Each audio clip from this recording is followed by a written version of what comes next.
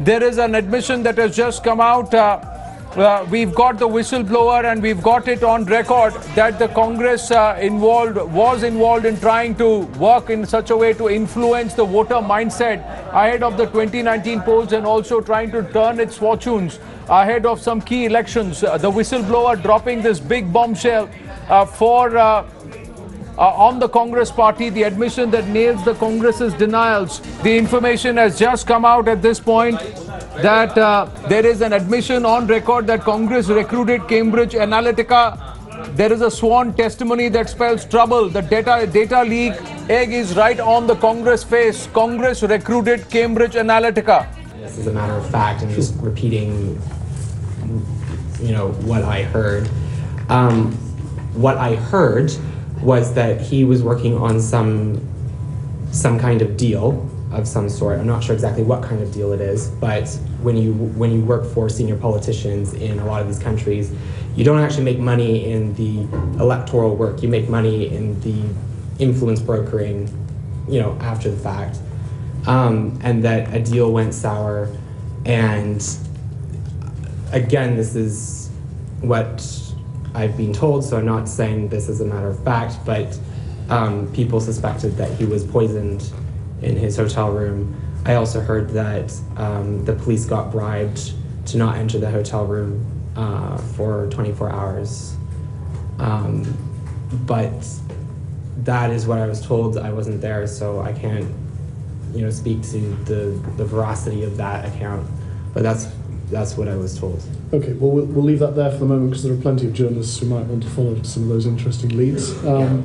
One of the things that as Mr. Nix was at pains to stress when he was in front of us was that there were different companies, different entities. Data could go one way but not another way because of government contracting. But there was one name that came up as the data control that was common between Cambridge Analytica and SCL, just almost demonstrating that there were common personnel, notwithstanding the denials. Was a lady called Jordana Zeta. Do you know her? I do not. No. So it's just a name. It's just a name, but they do put lots of random names on all kinds of things. Okay. There's also we've just been. I don't know if you've seen that, which is a pictogram of the SCL structure. It's sure. Been done by an independent journalist, and it's just from filings at Companies House and sure. So it's fairly standard, but it's fairly complicated for a relatively I'd small wager company. that there's probably more companies than even what's on that piece of paper. But there are some interesting sort of names that crop up. Mr. Nix we know about. Sort of Etonian salesman, I think you almost described him as. I mean, he my understanding is that the reason why Alexander Nix was involved in SCL was because his father had shares in the company and his father died. He inherited shares, or there was some deal that was done because he has no background in psychology, tech, politics, any of the things that they operate in, which is why he's a salesman. He likes to sell stuff. And while I was cooking Sunday lunch this weekend, I listened to a BBC profile of Nigel Oakes. Right. Did you come across him? Yes, although not day to day.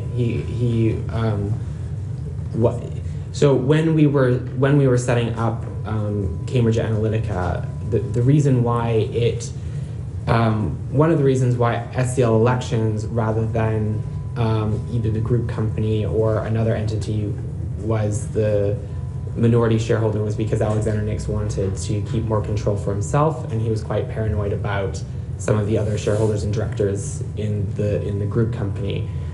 So he made a concerted effort to sort of keep this project away from the others as long as possible.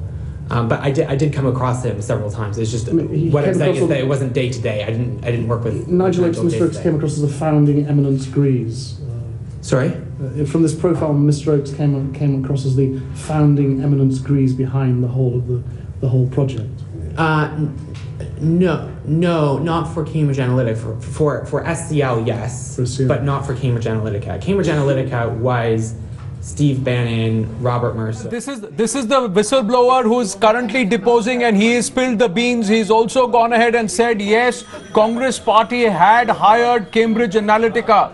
And that's the confession that has come out. It's the whistleblower dropping the big bombshell. The questions were asked on India and the Congress party, and the confirmation coming in from the whistleblower. Yes, the Congress party did indeed hire Cambridge Analytica. There were reports that said that Alexander Nix had flown down sometime in July to ink the deal. And from then on, there has been a quite literal turnaround in the social media perception of Rahul Gandhi and the kind of traction that he was getting. The BJP had in fact questioned the sudden rise in the number of bots and the number of followers on Twitter, and also the kind of spin that was being given to the Congress story and the Rahul story on social media, especially on Facebook.